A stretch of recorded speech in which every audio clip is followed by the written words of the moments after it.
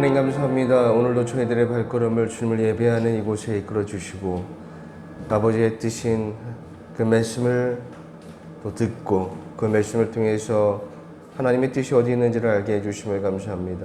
주님, 그 말씀을 통해서 가리키는 그 인생의 길들을 우리가 따라가게 해주시고 우리가 우리의 인생을 통해서 가장 바라는 것이 우리의 인생의 가장 큰 보물이 하나님이고 예수님이고 구원임을 저희들이 이 시간 깨달을 수 있도록 도와주시옵소서. 말씀을 전하고 들을 때 주님 말씀을 들을 수 있도록 도와주시고 올바른 말씀이 선포되어질 수 있도록 주님께서 인도하여 주시옵소서. 감사하며 예수님의 이름으로 기도하였습니다. 아멘. 하나님의 말씀은 로마서 16장 17절에서 20절까지의 말씀입니다. 로마서 16장 17절에서 20절까지의 말씀입니다. 우리 함께 한 목소리로 말씀을 함께 읽도록 하겠습니다. 형제들아, 내가 너희를 권하노니 너희가 배운 교훈을 거슬러 분쟁을 일으키거나 거치게 하는 자들을 살피고 그들에게서 떠나라. 이와 같은 자들은 우리 주 예수 그리스도를 섬기지 아니하고 다만 자기들의 배만 섬기나니 교활한 말과 아첨하는 말로 순진한 자들의 마음을 미혹하느니라. 너의 순종함이 모든 사람에게 들리는지라. 그러므로 내가 너희에게 말미암아 기뻐하노니 너희가 선한데 지혜롭고 악한데 미련하기를 원하노라. 평강이 하나님께서 속히 사탄을 너희의 발 앞에서 상하게 하시리라. 우리 주 예수의 은혜가 너희에게 있을지어다. 아멘. 말씀을 잠시 묵상하는 시간을 갖도록 하겠습니다.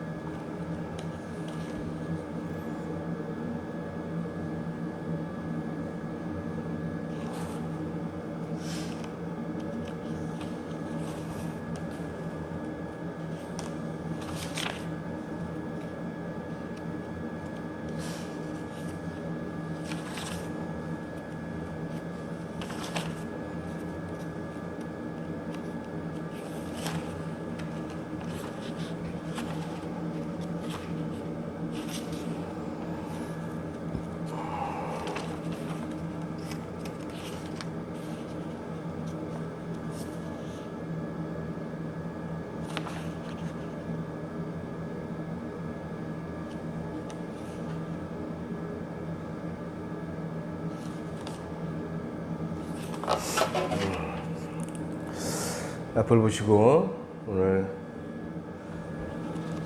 저희가 읽은 로마서 16장 말씀을 살펴보도록 하겠습니다. 오늘은 이제 로마서를 살피는 우리가 생각해보는 마지막 시간입니다.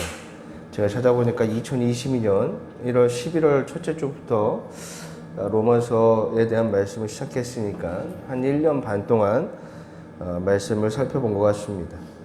이전에도 여러분 이제 로마서 강의를 이제 시작을 했다가 중간에 그만뒀는데 이번에는 끝까지 말씀을 할 수 있도록 도와주신 하나님께 참 감사합니다.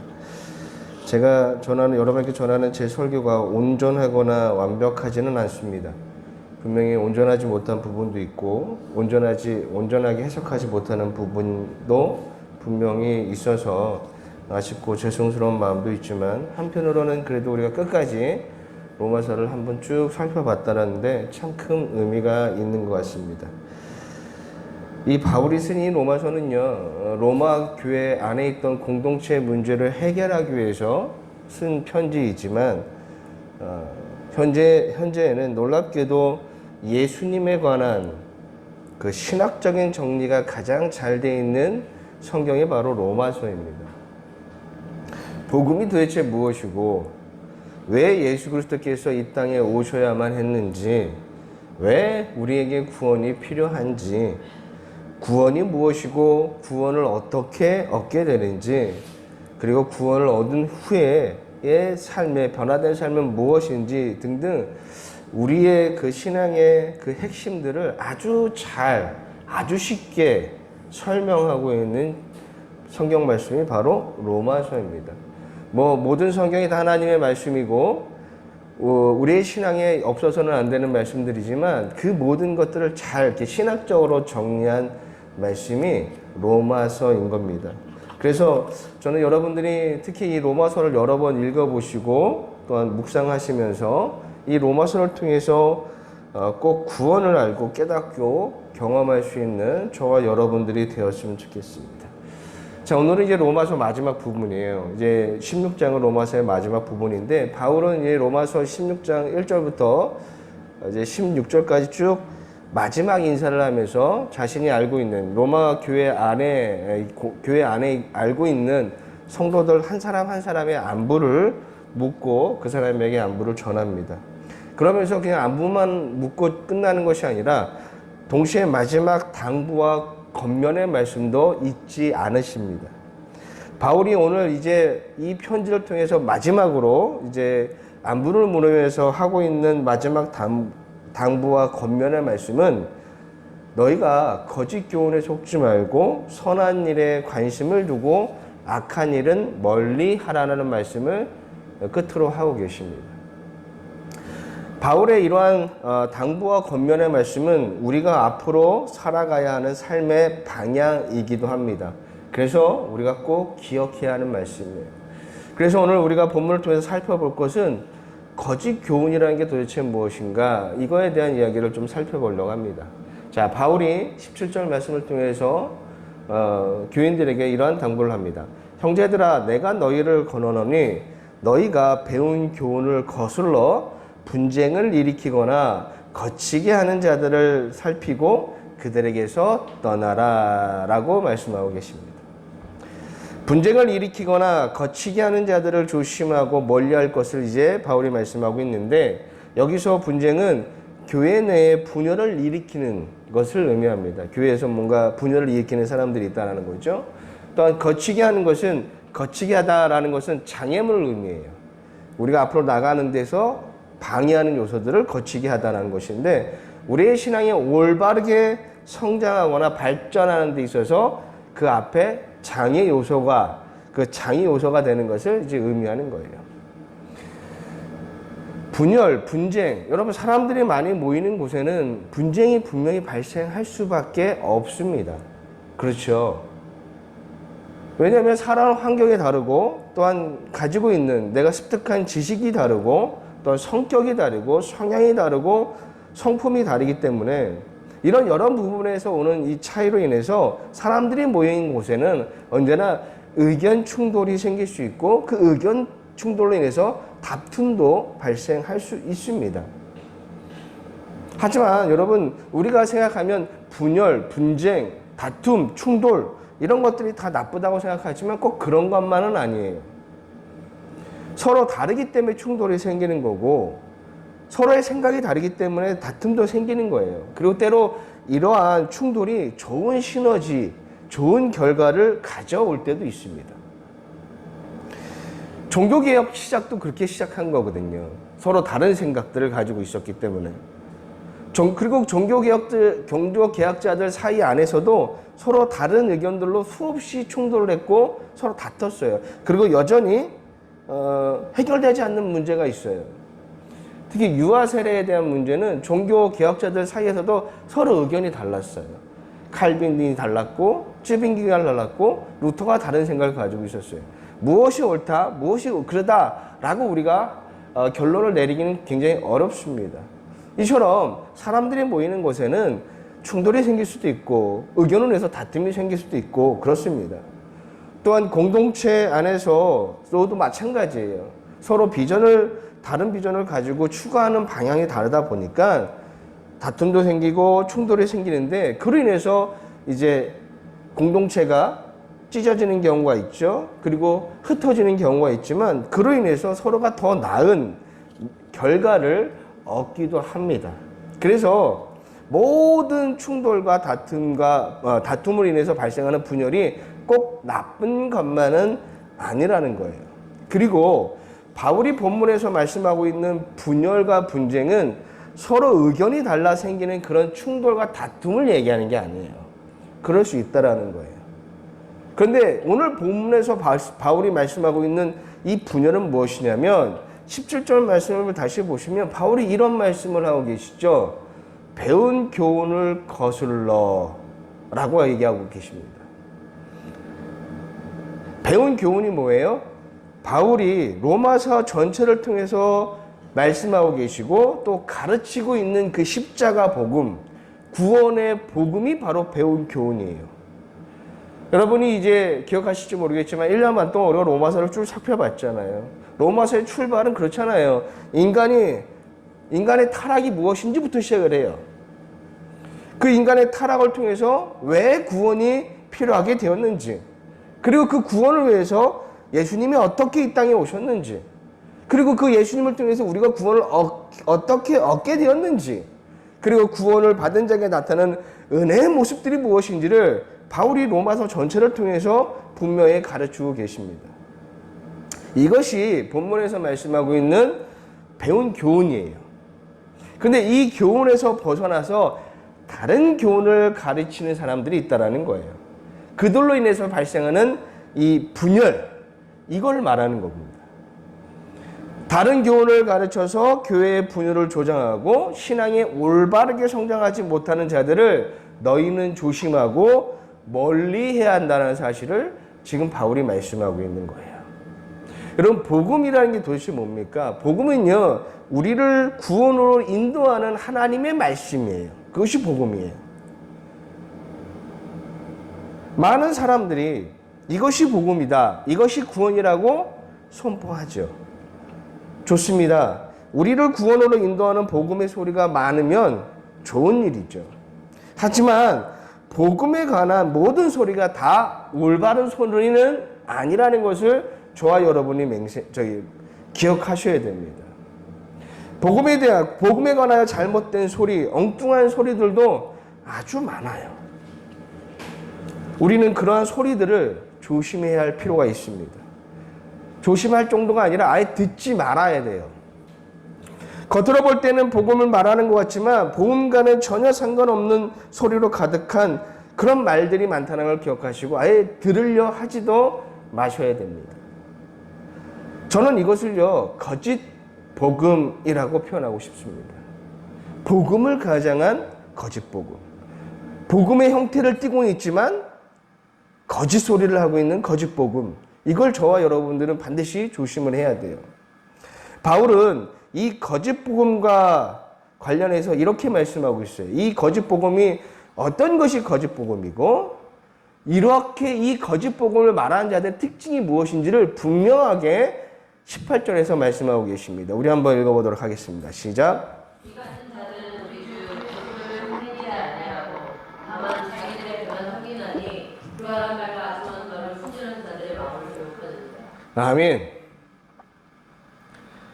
이 바울은요, 18절 통해서 거짓 복음이 무엇인지, 그리고 이 거짓 복음을 전하는 자들의 특징이 무엇인지를 분명히 말씀하고 있어요.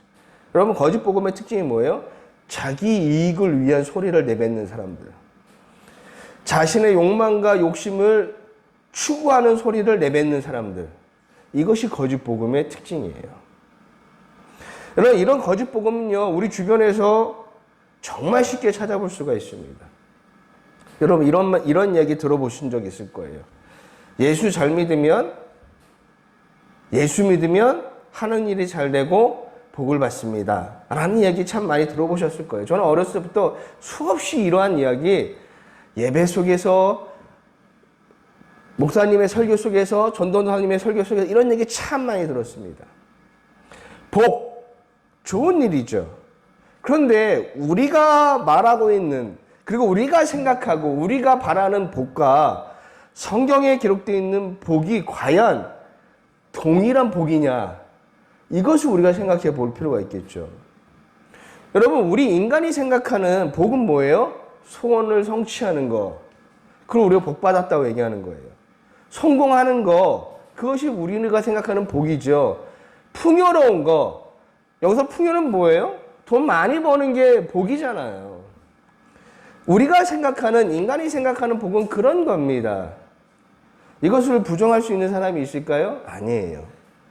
하지만 성경에서 말씀하는 복은 이런 것이 아니라는 것을 우리가 이미 잘 알고 있습니다. 근데 사람들은 모른다라고, 아니요, 내가 성경에서 말씀하고 있는 그 복이 저와 생각하는 복과 다르다고 생각하지 않아요 라고 말하는 분은 분명히 없을 거예요. 우린 모두 우리가 생각하는 복과 성경에서 말씀하는 복이 다르다는 걸 이미 알고 있습니다. 모른다라고, 몰랐다라고 말하지 마세요. 분명히 설교 시간에도 제가 수없이 말씀을 드렸고, 또한 우리는 수없이 말씀을 들었습니다. 모르신다라면 다시 한번 제가 성경에서 말씀하고 있는 복이 무엇인지를 말씀을 드릴게요. 예수님께서 말씀하신 복입니다. 누가복음 6장 20절에서 22절까지의 말씀이에요. 우리 한번 읽어보도록 하겠습니다. 시작. 예수께서 눈을 들어 제자들을 보시고 이르시되 너희 가난한 자는 복이 있나니 하나님의 나라가 너희 것이요 지금 줄인 자는 복이 있나니 너희가 배부름을 얻을 것이며 지금 우는 자는 복이 있나니 너희가 울 것이며 인자로 말미암아 사람들이 너희를 미워하며 멀리하고 욕하고 너희 이름을 악하다 하여 버릴 때에는 너에게 복이 있도다. 아멘. 여러분, 우리가 생각하는 복과는 분명히 다르잖아요. 우리가 꿈꿔왔던 복과는 그 개념 자체가 달라요. 그런데 예수님을 잘 믿으면, 예수님을 믿으면 하는 일이 잘 되고 복 받습니다 라고 말하는 것은 올바른 복음이 아니죠. 예수님은 가난한 자가 복이 있다고 말씀하고 있는데, 또한 이런 소리도 들어보셨을 거예요. 너희가 헌신한 만큼, 너희가 하나님 앞에 순종한 만큼, 너희가 내려놓은 만큼 하나님이 너희의 것들을 채워주실 것이다 라는 얘기 참 많이 들어보셨을 거고, 그러면서 우리의 희생과 헌신을 강요하는 소리도 여러분이 참 많이 들어보셨을 겁니다. 그래서 사람들은요, 내가 하나님한테 뭔가를 간절히 원할 때 그만큼 내려놔야 된다고 생각하죠.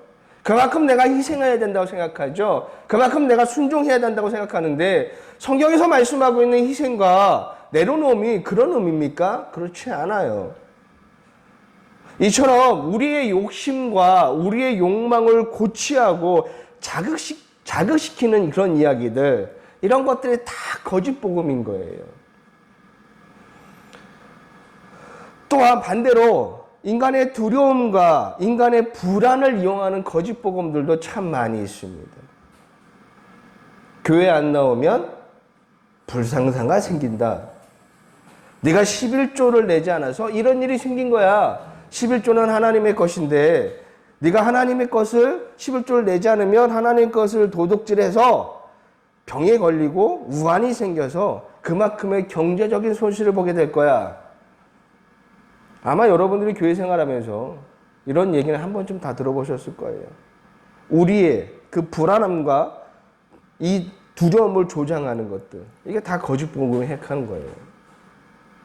그래서 여러분, 우리는요, 우리의 삶에 뭔가 안 좋은 일이 발생을 하면 이런 생각을 하죠. 내가 하나님께 무엇을 잘못했는가? 내가 하나님께 어떤 죄를 저질렀는가? 죄 때문에 또 내가 잘못한 것이 있어서 우리가 징계를 받는다. 이미 우리는 태어날 때부터 이미 징계와 죄를 받고 있는 거예요. 죄 없는 인간이 세상에 어디 있습니까? 근데 우리는 이제까지 이렇게 배워왔고 이런 식으로 신앙생활을 오래 해왔어요. 그래서 병에 걸리나 사고가 생기면 주일 성수를 안 지켜서 그렇게 된 것이라 얘기하고 11조를 안 내서 이런 불행한 일이 생겼다라고 말하는 사람들이 얼마나 많아요. 이게 거짓 복음이거든요. 복음과는 아무런 상관이 없어요. 그래서 예전에 저희 장모님께서 의자에서 아마 넘어져서 허리가 골절되는 사고를 당하셨습니다. 그래서 병원에 입원을 하시게 되었고 수술을 해야만 했어요. 수술을 받으셨는데 교회 사모님께서 오셨어요. 그러고 나서 하시는 말씀이 뭐냐면, 이런 일이 발생한 건 11조를 안 내서 이런 일이 발생한 거라고 이야기를 했습니다. 그 얘기를 들을 때 저도 교회를 모태 신앙인이고 전도사지만 그런 얘기를 들으면 상처를 받아요. 참 무섭습니다. 가끔 인터넷에 이제 뉴스들이 이제 포털 사이트에 뉴스들이 많은 뉴스들이 나오잖아요. 이렇게. 그러면 교회 관련된 얘기가 나오면 그 뉴스에는 참 많은 사람들의 댓글이 달리는데 대부분 교회에 관한 부정적인 이야기들이 대부분입니다. 목사를 막 먹사라고 막 부르죠. 그리고 교회를 기업이라고 부르고 교회가 마치 온갖 불법이 난무하는 곳으로 표현하고 욕심이 가득하고 아주 이기적인 사람들이 모이는 곳으로 사람들이 묘사를 합니다. 이런 말도 안 되는 댓글로 스트레스를 푸는 사람들이 대부분의 그런 글을 달지만 솔직히 그들이 그렇게 교회에 관해서 부정적인 이미지를 가지게 된 원인이 무엇입니까? 누가 그런 이미지를 심어줬습니까? 우리들이에요. 아까도 말했지만 교회 안 나와서 제가 설교를 지면서 좀 찾아봤더니 자기가 교회를 안 다니는 이유를 막 설명하는 거예요. 자기가 교회를 안 나가다 좀 안 나갔더니 그래서 집안에 안 좋은 일이 생겼더니 교회 관계자가 하는 말이 교회 안 나오니까 이렇게 이런 일이 생겼다라고 얘기하니까 거기에 화가 나서 자기는 더 이상 교회를 다니지 않는다라고 얘기한 거나 또 너희 집에 우환이 생긴 거 아니면 네가 일이 하는 일이 잘 되는 건 네가 헌금을 제대로 내지 않아서 벌을 받은 거야 라고 하는 이야기들을 복음과는 전혀 상관없는 이야기들로 가득 차 있는 이 교회 안의 이야기 그 소리들이 막 세상으로 나가고 사람들에게 전화되니까 교회에 대한 부정적 이미지가 그래서 생긴 거 아닙니까? 그래서 사람들을 볼 때, 세상 사람들을 볼 때 교회는 돈에 환장한 사람들이에요. 돈 벌려고 11조 내고 내가 100만 원 11조 내면 하나님께서 막 200만 원, 300만 원 막 멍튀게 해주는 것처럼 얘기하고 사랑이 넘치는 곳에 이기심과 욕심이 가득한 모습으로 보이니까 사람들이 교회에 대해서 부정적인 의미를 가지는데 그 원인이 뭐예요? 거짓 복음들이 난무하기 때문입니다. 얼마 전에도 제가 어떤 영상을 보게 됐는데 이 목사님께서 이런 얘기를 하는 거예요.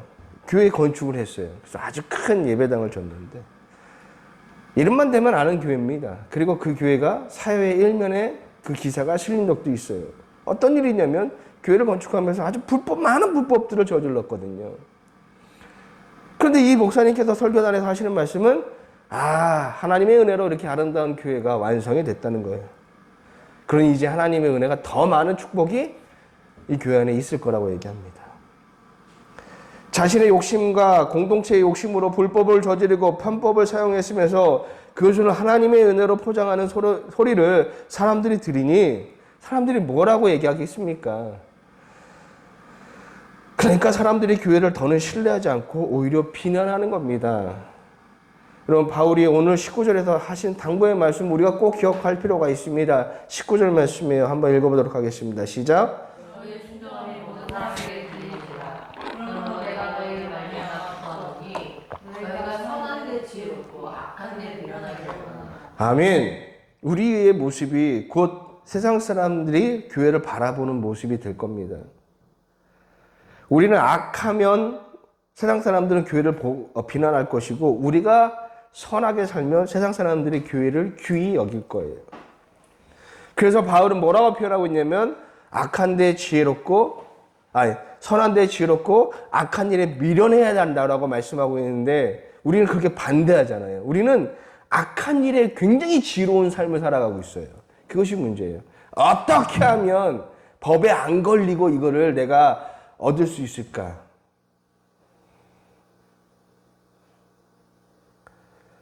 우리 그렇잖아요.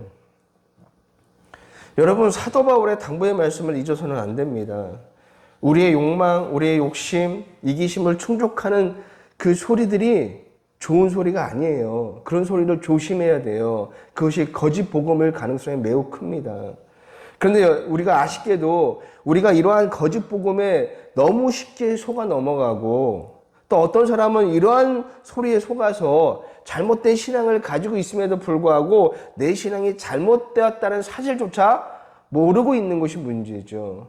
그러면 왜 우리가 이렇게 잘 속아 넘어가고 내게 문제가 있다는 사실조차도 모르는 이유가 무엇일까? 아주 단순합니다. 답은 아주 단순해요. 우리의 마음이 거기에 있기 때문입니다. 예수님께서 말씀하십니다. 마태복음 6장 21절에서 내 보물이 있는 그곳에 내 마음도 있느니라. 우리의 보물이 무엇입니까? 우리의 보물이 세상의 성공이면 우리의 신앙의 방향도 세상의 성공을 쫓는 대로 따라갈 수밖에 없는 거예요. 기도도 그래서 세상의 성공을 위해서 기도하고, 예배도 세상의 성공을 위해서 예배 드리고, 헌금을 드려도 세상의 성공을 위해서 예배하고, 헌신과 봉사하는 것도 그만큼 내가 헌신하고 봉사하면 하나님께서 나를 세상에서 성공시켜 줄 거라고 생각하기 때문에 그렇게 헌신과 봉사하는 거예요. 전혀 하나님의 그 복음과는 상관없는, 신앙과는 상관없는 그런 짓들을 하고 있는 것입니다. 이런 사람은요, 마귀의 유혹에 쉽게 넘어갈 수밖에 없어요. 마태복음 4장 8절과 9절 말씀입니다. 우리 한번 읽어보도록 하겠습니다. 시작. 자기가 또 그들의 지극히 높은 산으로 가서 선한 곳과 그 영광을 보여 이르되 만일 내가 엎드려 경배하면 이 모든 것을 내게 주리라. 이게 무슨 뜻입니까? 우리가 쫓아가고 있는 세상의 성공은요, 마귀의 노름에 놀아나는 거예요. 그러면서 여러분, 우리들의 모습을 한번 봅시다. 우리가 세상의 불법과 막 뉴스에 나오잖아요. 연예인들, 뭐 정치인들, 뭐 좀 이름이 알려진 사람들이 막 불법과 편법을 하는 걸 보면 막 우리가 분노하면서도 우리 자신을 향한 그 불법과 편법에 대해서는 묵인하는 경우가 대부분입니다. 왜 묵인하죠? 이것이 나에게 이익이 되기 때문이에요. 그렇기 때문에 분노하기보다는 내가 행하는 이 불법은 어쩔 수 없는 것으로 치부해버리죠. 마태복음 13장 22절 말씀입니다. 가시떨기가 뿌려졌다는 것은 말씀을 들으나 세상의 염려와 재물의 유혹에 말씀이 막혀 결실하지 못하는 자요. 아멘. 우리의 신앙이 성장하지 못하는 이유가 바로 여기 있는 겁니다. 우리가 추구하는, 우리가 보물이라고 생각하는 거, 가장 귀하게 생각하는 게 무엇입니까? 그게 세상의 성공이고 풍요면 여러분들은 구원을 얻지 못한 자일 가능성이 매우 큽니다. 성공과 풍요라는 거기에 욕심과 욕망의 마음을 뺏겨버리면 올바르게 말씀을 바라보지도 못하고 말씀을 깨달을 수도 없습니다. 풍요라는 욕망의 마음을 뺏기면 모든 성경 말씀을 그런 시선으로 바라보기 때문이에요. 그래서 말씀을 볼 때도 내가 어떻게 하면 성공할 수 있는지, 내가 어떻게 하면 내 삶이 풍요로울 수 있는지, 내가 어떻게 하면 많은 것을 가지고 소유하며 누리고 살 수 있는지 성경 말씀을 그런 식으로 바라보는 거예요. 그리고 그런 식으로 해석하고 그런 식으로 자신에게 적용합니다. 조금 전에도 우리가 복에 관한 예수님의 말씀을 봤는데 마태복음 5장 5절 말씀에 온유한 자는 복이 있나니 그들이 땅을 기업으로 받을 것이며 라는 예수님의 말씀이 있죠. 이 땅이라는 것이 굉장히 예전이나 지금이나 부의 상징이잖아요. 그렇죠? 시대가 수천 년이 지났지만 땅 가진 자가 힘 있는 자예요. 지금도 마찬가지잖아요. 땅이 있고 건물 올릴 건물주가 최고 아닙니까? 그러니 풍요의 마음을 뺏긴 사람은요, 이 말씀도 성공에 관한 말씀으로 생각하고 자신에게 적용을 한다는 거예요. 야, 온유한 자가 땅을 얻는데. 그럼 온유가 뭘까? 내가 어떻게 해야 온유할 수 있고 그걸 통해서 어떻게 내가 땅을 얻어서 성공할 수 있을까라고 생각하는 거예요. 그래서 교회 나와서 막 온유한 삶을 살려고 노력하죠. 구원의 은혜로 온유의 삶을 사는 게 아니라 온유하면 땅을 기업으로 다시 말해서 풍요를 얻을 수 있다고 하니까 온유의 삶을 추구하는 거예요. 여러분, 여러분의 마음을 빼앗고 있는 것이 구원입니까? 아니면 세상의 풍요입니까? 이 시대에 거짓 복음이 많고 왜 넘쳐나느냐? 사람들이 그런 얘기를 바라고 있고 또한 목사들 역시 교회 성공이라는 욕심에 복음과는 전혀 무관한 이야기들을 수없이 내뱉고 있기 때문입니다. 우리의 마음이 거기 없으면 우리는 그런 얘기에 속아 넘어가지 않습니다. 가끔 아침에 뉴스를 보면 단기간에 많은 이익을 얻을 수 있다는 거짓 정보에 속아서 금전적으로 큰 피해를, 손해를 본 사람들의 이야기를, 기사들을 접하게 돼요. 근데 그 기사들을 다 뉴스를 보면 조금만 내가 신경을 쓰면 저 사람들이 말하는 게 말도 안 되는 얘기거든요. 뭐 100만 원을 투자하면 1000만 원으로 수익을 남길 수 있다. 아, 세상에 그렇게 쉽게 돈을 벌 수 있을까요? 우리가 너무 잘 알잖아요. 근데 사람들이 속아 넘어가요. 왜 속아 넘어갈까? 내 마음이 거기에 있기 때문이에요. 성공이라는 것에 내 마음을 빼앗기고 대박 날 거라는 그 말에 마음이 빼앗겨서 제대로 된 판단을 못하기 때문에 속아 넘어가는 겁니다. 여러분이 지금 생각해야 될 것은 내 마음이 어디로 향하고 있는지, 무엇을 생각하고 있는지, 무엇을 추구하고 있는지를 잘 아셔야 돼요. 저와 여러분의 마음이 하나님께로, 예수님께로, 복음으로, 구원으로 향해 있어야 됩니다. 그래야 우리가 거짓 복음에 속아 넘어가지 않을 수 있습니다. 또한 거짓 복음만 우리의 신앙을 방해하지 않아요. 이 거짓 복음보다 더 무서운 게 있는데 무엇이냐면 유사 복음이 더 무섭습니다. 유사 복음은요, 세상의 성공을 추구하지는 않아요. 여러분, 이게 정말 무서운 건데, 한때 한국교회에 유행했던 책이 있습니다. 한국교회는 막 휩쓸었던 책이 있었는데, 목적을 이끄는 삶이라는 제목의 책이에요. 여러분도 한 번쯤은 들어보셨을 거고, 읽어보신 분도 계실 거고, 여기에도 있어요, 교회 안에도. 저도 청년의 전도사로 있을 때 이 책을 성경 공부 교재로 택했던 적이 있는데, 참 무지하니 용감한 거예요. 여러분, 이 책이 나쁘지는 않습니다. 나쁜 책이 아니에요. 좋은 책이에요. 요즘 자기개발이라는 말들을 참 많이 하는데 자기개발서로 만약에 보신다면 아주 훌륭한 교재입니다. 하지만 이 책이 신앙적인 책은 아닙니다. 왜냐하면 이 책에는 복음의 소리가 없거든요. 근데 이게 복음인 것처럼 생각한다는 거예요. 여러분, 복음은 우리에게 뭘 주죠? 복음은 우리를 구원으로 인도하는 하나님의 말씀이 복음이잖아요. 그리고 그 과정을 살펴보면 반드시 있어야 하는 것들이 있어요. 우리가 구원으로 나아갈 때, 구원을 얻을 때 반드시 거쳐야 하는 그 과정이 있는데 그게 뭐냐면 죄와 회개입니다. 죄와 회개는 우리가 예수님을 만남에 있어서 아주 필수입니다. 그 과정을 거치지 않고는 결코 구원을 얻을 수가 없어요. 예수님을 만나면 반드시 죄와 회개라는 그 과정을 거치게 되어 있어요. 근데 여러분, 많은 사람들이 교회에 나오는데 꺼려하는 이유 중에 하나가 바로 이 죄에 관한 거예요. 우리가 밖에 나가서 예수 믿고 구원받으세요 라고 하는 이 말 속에는 당신이 죄를 깨닫고 회개해야 됩니다 라는 이거를 의미하는 말이거든요. 우리가 예수님을 믿는다면 반드시 자신의 죄를 깨닫고 회개하는 시간이 반드시 필요합니다. 이 말은요, 예수를 아는 자, 구원을 얻은 자에게 너무나 당연한 거예요. 구원을 얻었다는 건 그 죄와 회개의 시간을 통해서 내가 기쁜 하나님의 그 사랑과 은혜를 깨달았다는 뜻이거든요. 그러니까 너무나 당연한 그 시간이지만 예수님을 모르는 자들에게 이 죄와 회개는 이해할 수 없는 이야기예요. 그래서 여러분 나가서 복음을 전할 때 당신이 죄인이다라고 하면 화부터 냅니다. 왜 내가 죄인이야? 내가 무슨 죄를 저질렀단 말입니까? 내가 무슨 죄를 저질렀고 내가 남을 해친 적이 있어? 남의 것을 빼앗은 적이 있어? 나는 죄인이 아니야. 죄인이란 뭐야? 공공질서를 해치고 범죄를 저질러서 저기 교도소 가 있는 그 사람들이 죄인이지 내가 무슨 죄인이야. 사람들은요, 죄인이란 말에 거부감을 가지고 있어요.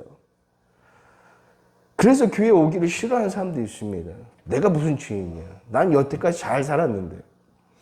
그러다 보니까 사람들이 싫어할 만한 이야기는 제외하고 빼버리고 사람들이 듣고 싶어하는 말, 이해할 수 있는 말로 채우는 것이 유사 복음인 거예요. 그래서 뭐라고 하냐면 죄와 회개는 얘기하지 않고 선한 삶을 살아야 됩니다. 정직한 삶을 살아야 됩니다. 성실한 삶을 살아야 됩니다. 이렇게 얘기하는 거예요. 분명 구원받은 자가 추구해야 하는 삶, 그렇게 살아야 되는 삶이 정직하고 선하고 성실한 삶은 맞아요. 그런데 내가 예수님을 믿을 때 나타나는 이 죄에 대한 깨달음과 회개를 거치지 않고 선한 삶을 산다, 정직한 삶을 산다, 성실한 삶을 산다, 불가능한 일이지만 그렇다 할지라도 그걸 통해서 구원을 얻을 수는 없습니다. 그래서 여러분, 우리의 눈으로 볼 때, 이 세상의 눈으로 볼 때 어떤 사람은 교회를 다니지 않아도 참 선하게 살아가는 사람 많아요. 정직하게 살아가고 성실하게 사는 사람 많습니다. 그리고 어떤 사람은요, 구원받은 사람보다 더 성실하게 정직하게 내려놓고 포기하고 희생하는 삶 살아가는 사람 많이 있습니다. 그런데 제가 말씀드렸지만 선한 삶, 우리가 생각하는 그 선한 삶과 정직한 삶과 성실한 삶은 저와 여러분을 구원하지 못합니다.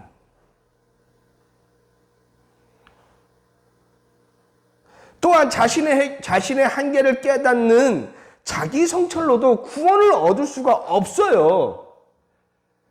깨달으면 좋은 거겠지만 거기서 멈춰버리면 구원을 얻지 못합니다. 죄가 해결되지 않으면 어느 누구도 구원을 얻을 수가 없어요. 죄는 우리의 선한 삶으로 해결할 수가 없습니다.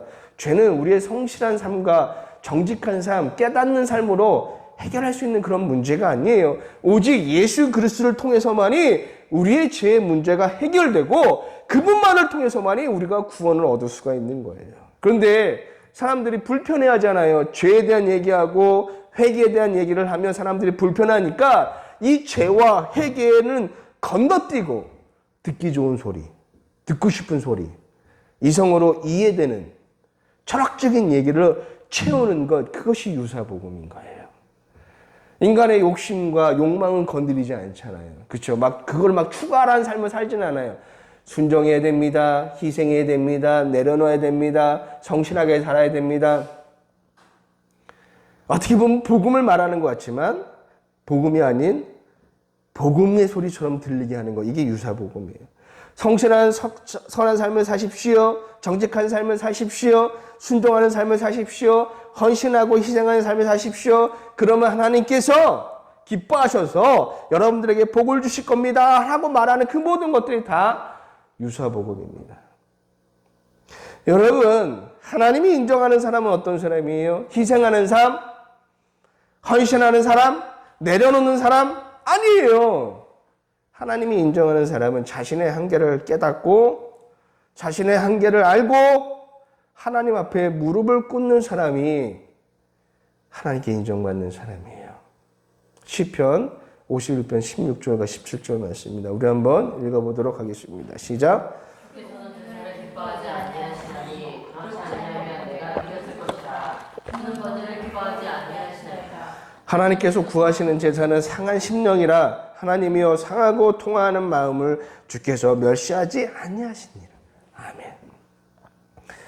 불편한 얘기는 하지 않고 듣기 좋은 소리만 하는 것처럼 위험한 것은 없어요. 왜냐하면 제가 그렇게 수십 년 동안 교회를 다녔거든요. 교회는 다니죠. 그래서 예배도 드려요. 헌신도 하고 순종도 하고 희생도 하고 봉사도 합니다. 성경 공부도 하고 기도도 하고 교회에서 여러 맡아서 하는 일도 있어요. 사람들은 그걸로 내가 구원받은 사람이라고 생각을 하는데 착각에 불과하죠. 구원이 무엇인지 모른 채 나의 삶에 이런 모습들이 있으니까 구원받은 것으로 착각하는 거예요. 그래서 구원에 대한 얘기를 물어보면 머뭇머뭇거리잖아요. 구원을 받았으면 분명한 확신이 있고 분명하게 말할 수 있는데 그렇게 수십 년을 교회 다녀도 구원을 물어보면 몰라요. 설명도 잘 못해요. 아니 경험해봤으면 말재주가 조금 없더라도 분명히 설명할 수 있는데 설명을 못하는 거야. 구원의 은혜도 모르고 감격도 모르고 기쁨도 모르고 확신도 없으면서 내가 말씀을 듣고 착하게 살려고 노력하고 정직하게 성실하게 살려는 모습이 있으니 내가 구원받은 사람이라고 생각하는 것, 이것이 지금 현재 우리의 한국교회의 문제인 겁니다. 조금 전에도 말씀드렸지만 세상 사람들도 그렇게 살아가는 사람 많습니다. 사람들의 눈으로 보았을 때 구원받은 자보다 더 성실하게 선하게 살아가는 자 많습니다. 욕심을 버리고 타인을 위해서 희생하는 삶을 살아가는 사람도 많이 있어요. 복음과 상관없이. 하지만 분명한 것은 인간의 선을 통해서 구원받을 수 있는 자는 아무도 없다는 거예요. 죄와 회개가 빠지는 구원은 없습니다. 또한 눈물을 흘린다고 해서 그것이 회개가 아니에요. 내가 간절히 부르짖는다고 그것이 죄에 대한 깨달음이나 회개가 아닌 거예요. 여러분, 죄와 회개는 여러분의 삶을 완전히 뒤바꿔 놓습니다. 이것이 구원받은 사람이라면 분명히 그 말이 무슨 뜻인지 알 거예요. 여러분, 회개라는 건 돌이키는 거예요. 돌이킨다는 게 뭐예요? 잘못된 방향을 수정한다는 뜻입니다. 단순히 울고불고 소리만 지른다고 그것이 회개가 아니에요. 성경에서 죄는요, 관역에서 벗어난 화살을 의미하고 있어요. 화살을 쐈는데 관역에서 벗어난 거예요. 잘못된 길로 간 거죠. 죄를 깨닫고 회개한다는 건 이 잘못된 방향을 수정하는 겁니다. 돌이키는 거예요. 다시 정확하게 관역을 향해서 그 방향을 제대로 잡는 거, 이게 바로 회개입니다. 그래서 구원이 나에게 찾아오면 삶의 방향, 삶의 목적, 삶의 가치, 삶을 바라보는 그 모습들, 생각들이 완전히 바뀌는 그런 변화가 찾아오는 거예요. 그래서 자연스럽게 우리가 추구하는 그 삶이 선하게 살아가는 삶을 추구하고 정직하게 살려는 삶을 추구하고 성실하게 살려는 삶을 추구하는 거. 왜? 하나님이 말씀하신 그 관역에는 인도하신 그 길에 바로 선한 삶과 정직한 삶과 성실한 삶이 있기 때문인 거예요.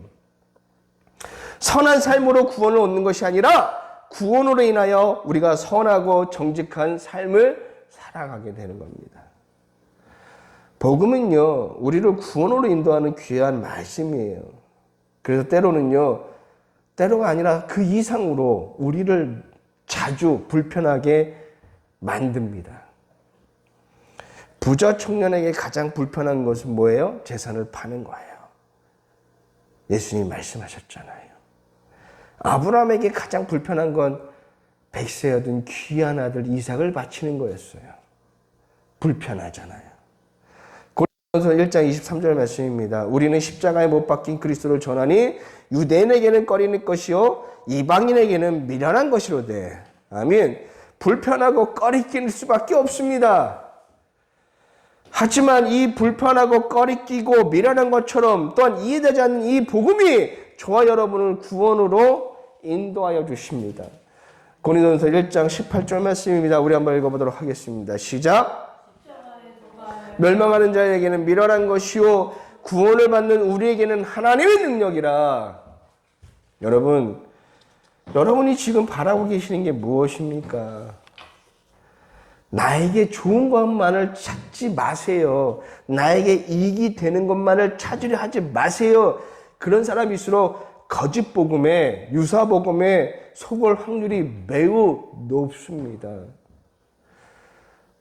몸에 좋은 약이 입에 쓴 것처럼 나를 힘들게 하고 괴롭게 하지만 우리가 그 시간을 주님을 바라보는 그 신앙으로 통과하게 되면 우리한테 자족하는 그 구원의 은혜가 우리 안에 넘치게 될 것입니다. 이런 은혜 말씀을 통해서 꼭 여러분들이 보시길 바라고 깨닫기를 바라고 하나님의 은혜로 그 은혜를 경험하여서 저와 여러분들이 남은 인생을 구원의 은혜 가운데 살아가시는 귀한 하나님의 자녀들이 다 되시기를 주님의 이름으로 간절히 소망합니다. 이 시간 우리 말씀을 위해서 기도하도록 하겠습니다.